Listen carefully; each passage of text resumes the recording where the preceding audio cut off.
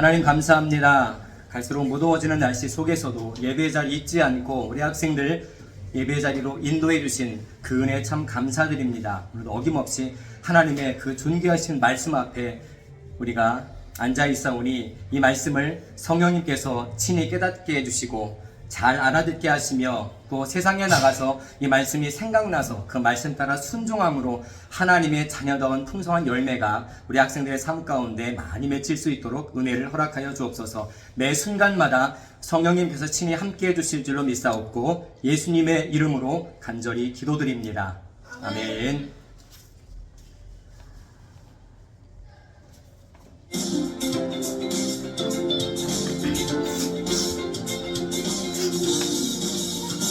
주의 음성을 내가 들으니 사랑하는 마리일세. 믿는 마음으로 주께 가오니 나를 영접하소서. 주여 넓으신 은혜 베푸사 나를 받아주시고 나의 품은 주의 뜻같이 되게 하여 주소서.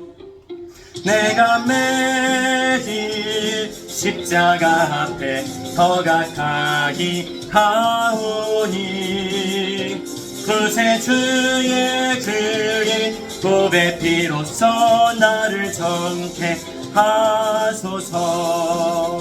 주의 보좌로 나갈 때에 어찌하니 기쁠까. 주의 얼굴을 항상 배우니 더욱 든든합니다. 내가 매일 십자가 앞에 더 가까이 가오니 그새 주의 흘린 보배 피로써 나를 정케 하소서. 내가 매일 십자가 앞에 더 가까이 가오니 그새 주의 흘린 보배 피로써 나를 정케 하소서.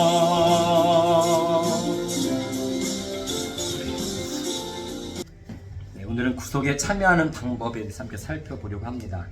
잊고 지나갔지만 한 번 더 살펴볼게요. 지금 지난주까지는 예수님에 대해서 배워서 예수님께서 이 땅에 오셔서 어떻게 사셨는지 또 지금 어떠한 상태로 계시는지에 대해 살펴봤습니다. 오늘은 주님께서 이 땅에 오셔서 십자가 못 박혀 달려 죽으심으로 구속을 획득하셨습니다. 성취하셨어요. 근데 문제는 그게 나랑 무슨 상관이냐는 거예요. 나랑 무슨 상관이냐. 성경을 많이 보고 많이 들었기 때문에 예수님 성탄절만 하면 예수님의 아기 예수를 막 떠올리고 사람들이 예수님에 대해서 적어도 인식을 합니다. 믿지는 않아요. 그런데 우리는 예수를 믿는 사람들이니까 예수님이 그 자기의 몸을 단번에 희생제물로 드리심으로 이루신 그 구속이 나랑 무슨 상관이냐 아는 거죠. 먼저 하나님 말씀 먼저 볼게요. 디도서 3장 5절입니다. 우리를 구원하시되 우리가 행한 바 의로운 행위로 말미암지 아니하고 오직 그의 긍휼하심을 따라 중생의 씻음과 성령의 새롭게 하심으로 하셨나니. 아멘. 29문 질문드립니다. 우리가 어떻게 그리스도의 값주고 사신 구속에 참여하는 사람이 됩니까? 그리스도의 성신께서 그 구속을 우리에게 효력 있게 적용하여 주심으로 우리는 그리스도의 값주고 사신 구속에 참여하는 사람이 됩니다. 아멘. 우리가 인간이죠. 인간의 죄 문제는 하나님께서 직접 나서야 하실 만큼 심각한 문제예요. 우리가 살면서 많은 문제들을 만나지만 그 문제 가운데 내가 해결할 수 있는 문제들이 많죠.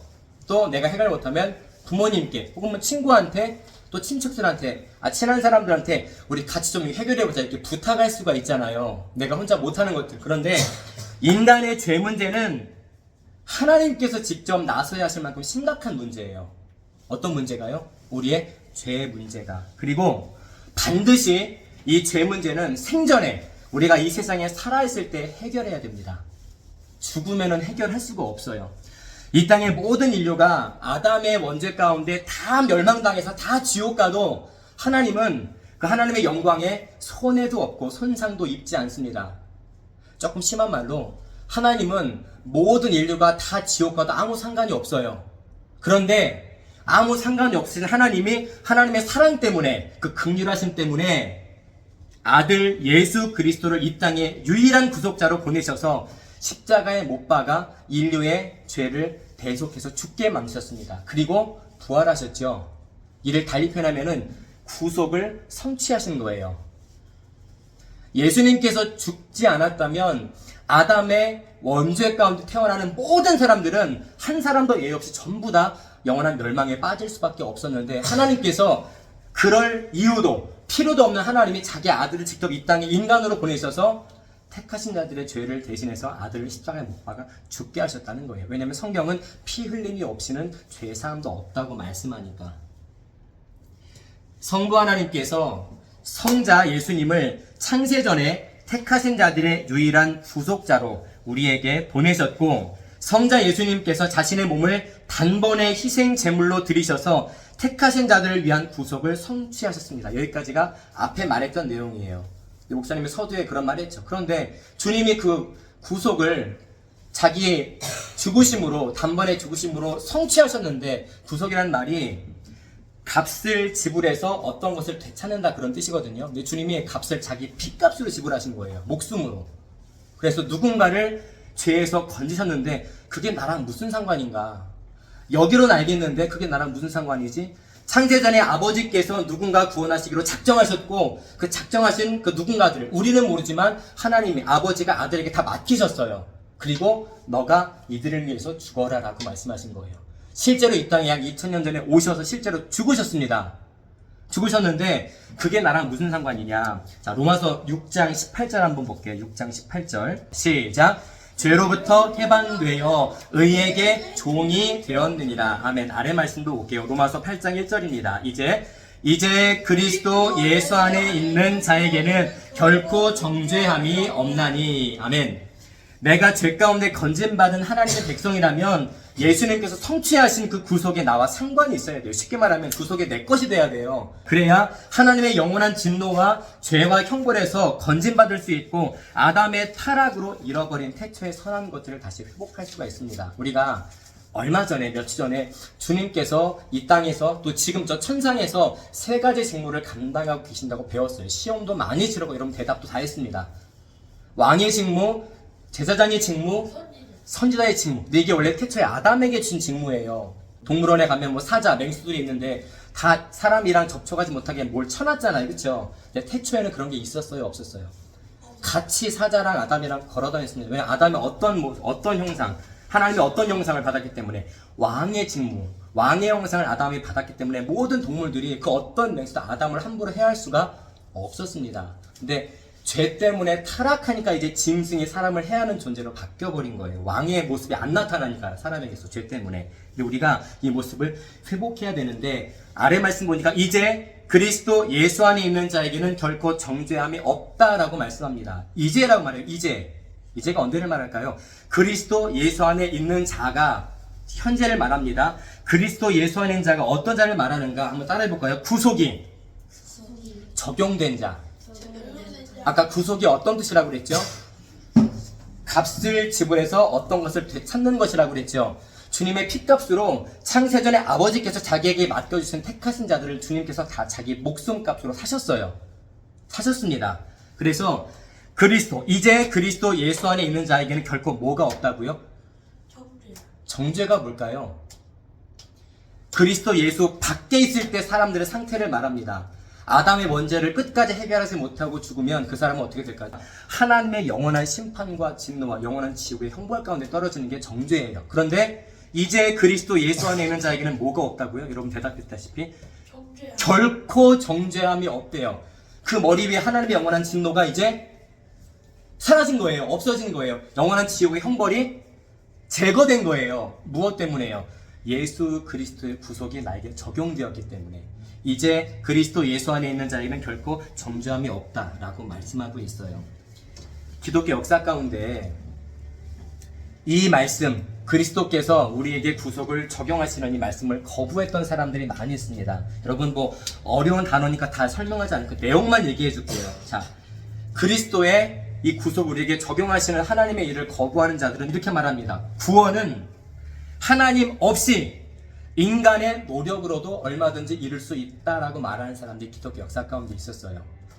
이 사람들은 뭐를 부정하는가? 성경에 우리 인간의 이성으로 이해할 수 없는 초자연적인 사건들이 있습니다. 예를 들어서 주님의 동정녀 탄생. 여러분들은 엄마 아빠 사이에서 태어났지만 주님은 아직 약혼한 상태, 정을 나누지 않는 상태에서 처녀의 몸으로 주님이 탄생했단 말이에요. 이게 인간적으로 가능해요? 생물학적으로 가능한 얘기인가요? 초자연적인 일이잖아요. 이런 것들을 믿지 않습니다. 또 주님께서 죽었다가 3일 만에 부활하셨다. 이게 우리 인간의 이성으로 이해할 수가 없는 일인데 이들은 이걸 인정하지 않습니다. 구원은 그래서 하나님 없이 인간의 노력으로도 얼마든지 이룰 수 있다라고 말하는 사람도 있었습니다. 그런데 세월이 좀 많이 흘러서 어중간한 중간 형태의 사람들이 생겨났어요. 성경에 주님의 능력, 은혜, 성령에 적용하시는 능력도 인정하지만 거기에 사람도 뭔가 수고해야 되지 않겠는, 여러분 되게 중요한 말씀이에요. 오늘 한국교회에 있어 이런 사람들이 되게 많습니다. 지금 우리 교회에 있을 수도 있어요. 자, 아주 옛날에는 하나님 없이도 구원받는다. 이거 성경이랑 완전히 반대되는 말이니까 아무도 속지 않아, 믿지 않아. 그런데 이 두 번째 부류들, 맞아요. 하나님의 은혜도 구원에 필요하지만 인간의 노력도 필요하잖아. 내가 기도도 많이 해야 되고 예배도 빠지지 않아야 되고 뭔가 말씀도 많이 봐야지 그 구원의 은혜가 나한테 오는 거 아닌가요? 라고 이렇게 이야기, 여러분도 한 번쯤은 좀 맞는 것 같은데 그런 생각 안 들어요? 이 말이 틀렸다는 거예요. 그리스도께서 자기의 몸을 단번에 들이셔서 사신 그 구속을 우리한테 적용하시는 것, 그 구속이 내 것이 되게 하시는 것은 사람의 의지나 수고가 개입할 수가 없습니다. 그건 하나님의 영역이에요. 내가 기도를 하루에 10시간 했으니까 구원받는다. 그럼 자기 노력으로 구원받은 거잖아요. 그렇죠? 내 수고, 내 노력, 내 의지로는 아담의 원죄를 단 0.0000001%도 해결할 수가 없습니다.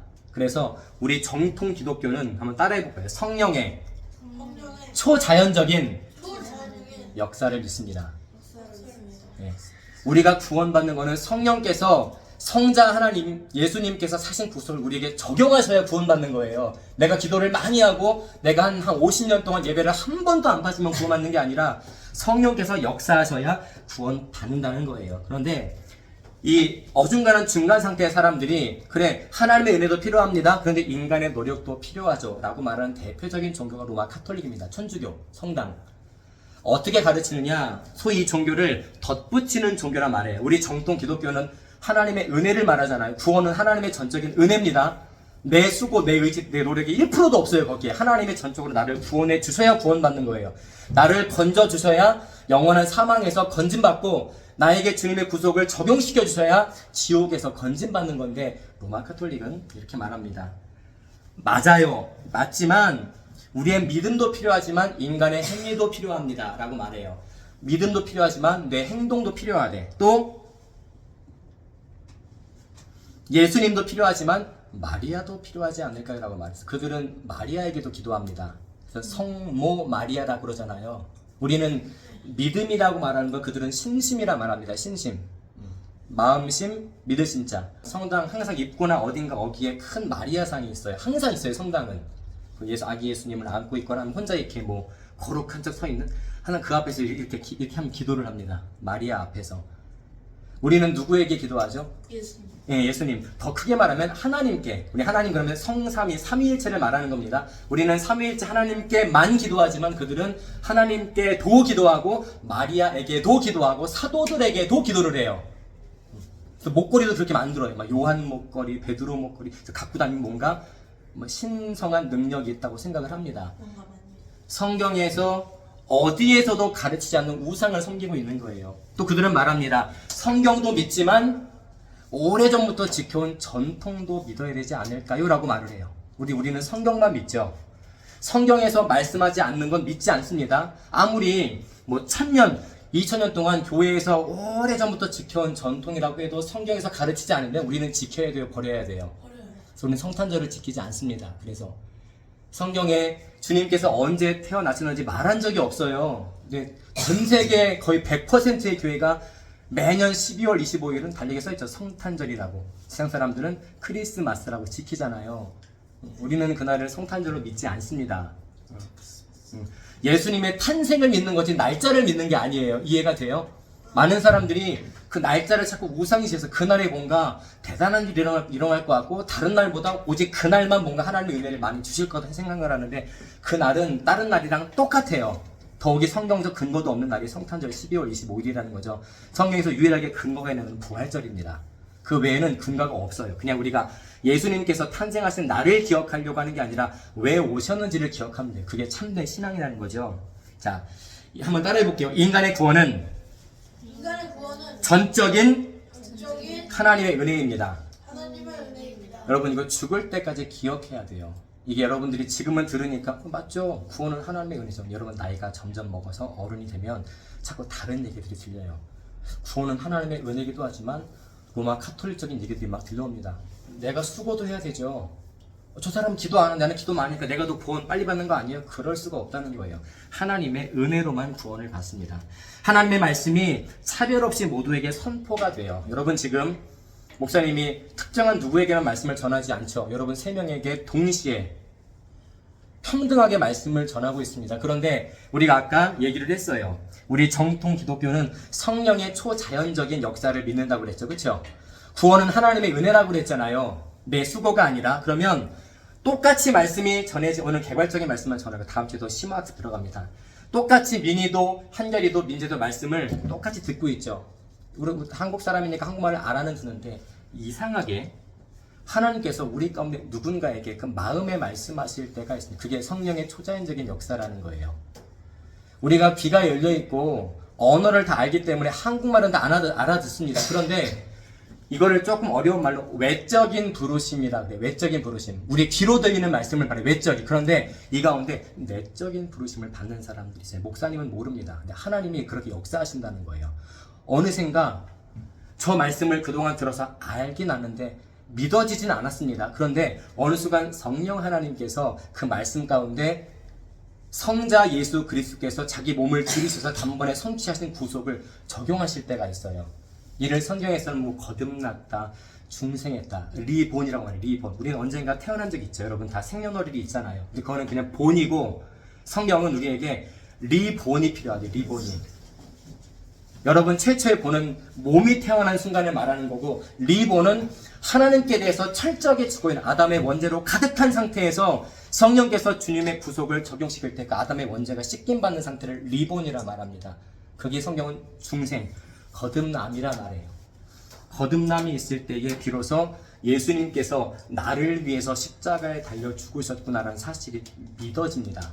이게 머리로 믿어지는 게 아니라 실제 마음으로, 가슴으로, 영혼으로 믿어지게 된다는 거예요. 여러분 다른 것 중요한 건 많이 있다고 생각하겠지만 여러분 일생일대에서 다른 것 다 놓쳐도 중생해야 됩니다.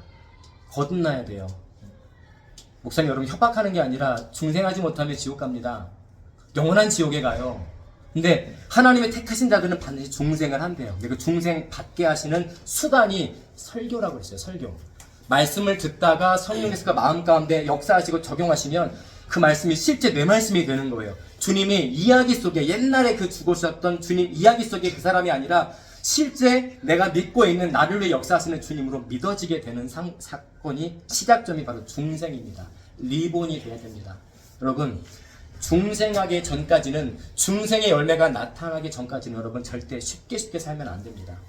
이 중생할 수 있도록 성령의 역사를 날마다 구하기를 바래요. 왜냐면 성령께서 역사하시 우리가 중생할 수가 있으니까. 여러분 어른 되면 배우겠지만 이 글 한번 읽고 정리해 볼게요. 우리 지금 소유리 문답을 배우고 있죠. 나중에 다 끝나고 신앙 고백서를 배우게 될 텐데 웨스트민스터 신앙 고백 10장 보면 효과적인 부르심이라는 부분이 있습니다. 한번 천천히 읽어볼게요. 1절 2절만 볼게요. 1절 시작. 하나님께서는 생명을 받기로 예정된 사람들을 모두 그리고 그들만을 자기가 정하신 때에 말씀과 성령으로 효력 있게 부르셔서 그들이 태어날 때부터 빠져있는 죄와 죽음의 상태로부터 끌어내어 예수 그리스도에 의한 은혜와 구원의 상태로 옮기기를 기뻐하십니다.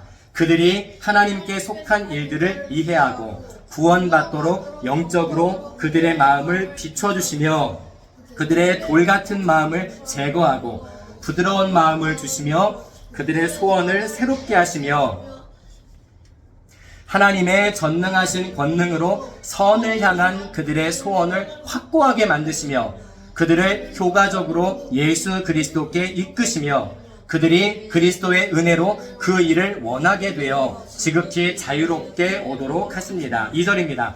이 효력 있는 부르심은 하나님이 값없이 주시는 특별한 은혜이며 결코 사람에게 예견되어내는 어떤 것이 있기 때문이 아닙니다. 효력 있는 부르심에 있어서 사람은 전적으로 수동적이다가 드디어 성령에 의해서 살아나고 새로워지면 이 부르심에 응답할 수 있게 되며 제공되고 전달된 은혜를 받아들일 수 있게 됩니다. 아멘. 중요한 말을 하고 있어요. 잠깐만 설명하고 말씀 정리할게요. 보세요. 1절에 보면 하나님께서 생명을 받기로, 즉 주님의 구속을 적용받기로 예정된 사람들을 모두입니다. 모든 인류가 아니라 예정된 사람들 모두를 말하는 거예요. 이해가 되죠?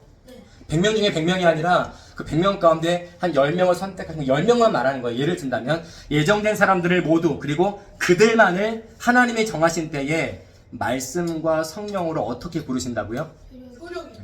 여러분 몸이 너무 아픈데 여러분 스스로 어디가 아픈지 알아요. 그런데 약국을 주고도 안 가요. 병원도 안 가. 나을 수 있을까요? 없을까요? 없어요. 심각하게 아플수록 나을 수가 없습니다. 우리가 내가 아프다는 사실을 알아야, 영적으로 아프다는 사실을 알아야, 우리가 아담의 원죄를 해결하지 못한 미래의 결과가 어떨지를 알아야 주님을 찾게 되는데, 찾게 만드시는 분도 성령의 역사라는 거예요. 자, 그들이 태어날 때부터 빠져있는 죄와 죽음의 상태로부터 끌어내요. 누가 끌어내시죠? 내가 지옥에서 껑충 나오는 게 아니라 성령께서 우리를 끄집어내주시는 거예요. 예수 그리스도에 의한 은혜와 구원의 상태로 옮기기를 기뻐하신대요. 누구를요? 성령께서 누구를 옮기기를 기뻐하실까요? 생명을 받기로 예정된 사람들을 사망에서 생명으로 옮기기를 성령께서 기뻐하신대요.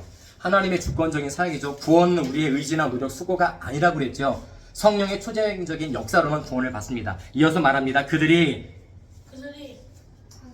목사님 읽어볼게요. 자, 보세요. 그들이 성령의 이 효력 있는 부르심을 받으면 하나님께 속한 일들을 이해하고 구원받도록 영적으로 그들의 마음을 비춰주신대요. 우리의 마음을 비춰주신대요. 누가요? 역시 성령 하나님께서.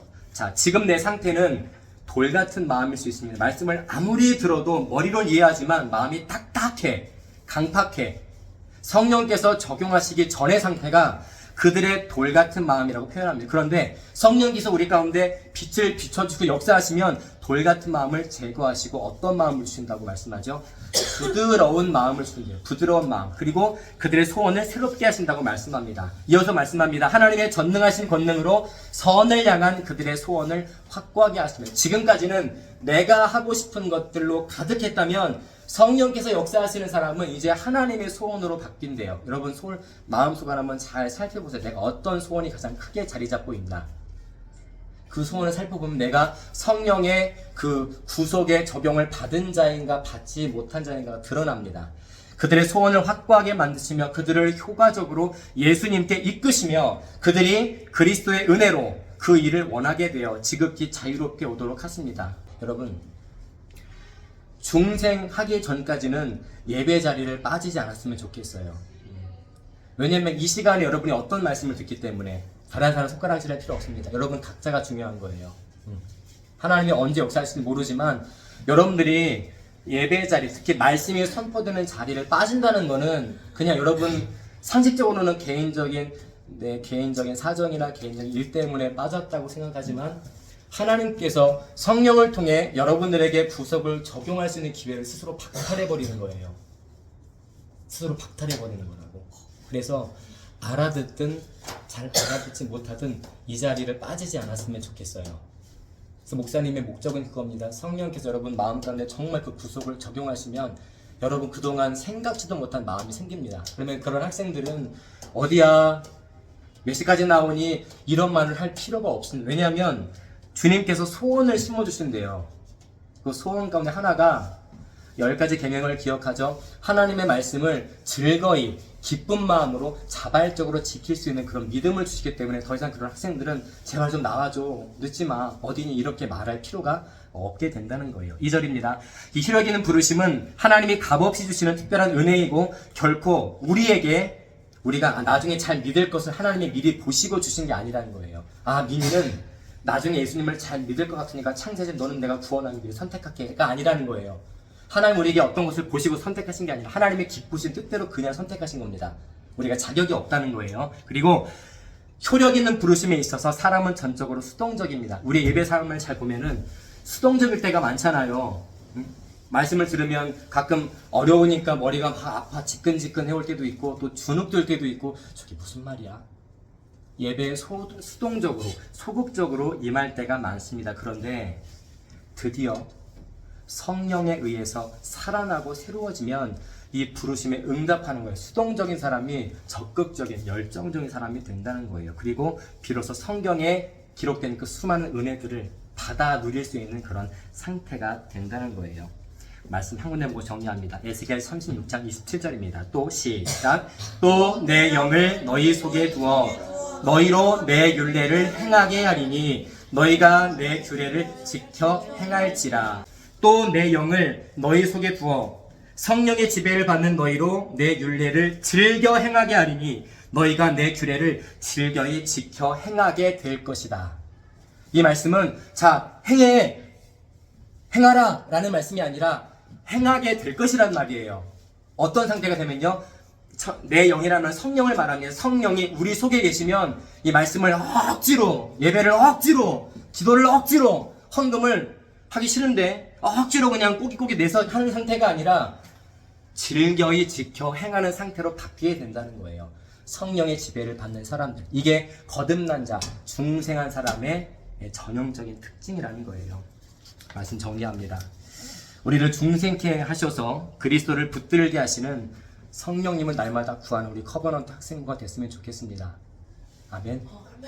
기도할 줄 몰라도 하루에 10초라도 성령님 내게 은혜를 주세요. 혹은 성령님 오늘 학생부 예배 가운데 말씀을, 우리 목사님이 어떤 말씀을 주실지 저는 모르지만 그 말씀 가운데 내게 은혜를 허락해 주세요. 성령님. 왜냐면 그 은혜를 주시는 분이 성령님이거든요. 내 이성으로 내 지혜로 받아들이면 이 말씀 문 나가는 순간 다 잊어버립니다. 성령께서 심어주신 말씀은 평생 기억이 나요. 여러분 이거 요청을 하고 싶어요. 다른 거 다 내려놓고서라도 성령님 오늘 말씀을 통해 내게 은혜를 주세요. 깨닫게 해주세요. 여러분의 언어로 성령님을 구했으면 좋겠습니다. 기도합니다. 하나님, 오늘 우리 주님께서 단번에 자기 목숨을 십자가에 못 박아 들이심으로 성취하신 구속이 우리에게 어떻게 적용되는지를 간략하게 살펴보았습니다. 앞으로 몇 주간에 걸쳐서 성령께서 우리에게 말씀을 어떻게 적용하시는지, 또 말씀을 적용받은 자들에게 나타나는 구원의 열매와 증거들이 어떠한 모습들인지 세밀히 깨닫고 우리의 삶을 깊이 돌아보아 내가 중생한 하나님의 백성인지 아직 중생하기 전에 삶을 살아가고 있는지를 돌아보게 하셔서 한 사람도 낙오하지 않고 모두 주님의 구속을 적용받아 하나님의 백성답게 믿음으로 저 천국에 가는 그날까지 이 세상 승리하며 나아갈 수 있도록 은혜를 허락하여 주옵소서. 이 은혜를 매 순간 도와주시며 이 문을 박차고 나아가 세상으로 나아갈 때 오늘 배운 말씀, 다른 말씀은 기억나지 않더라도 성령께서 내게 역사해 주셔야 비로소 하나님의 일을, 하나님의 뜻을 알 수 있음을 기억하며 성령을 끊임없이 구하는 우리 커버넌트 학생들 다 되게 하여 주옵소서. 끝까지 함께 해주실 줄로 믿사옵고 예수님의 이름으로 간절히 기도드립니다. 아멘.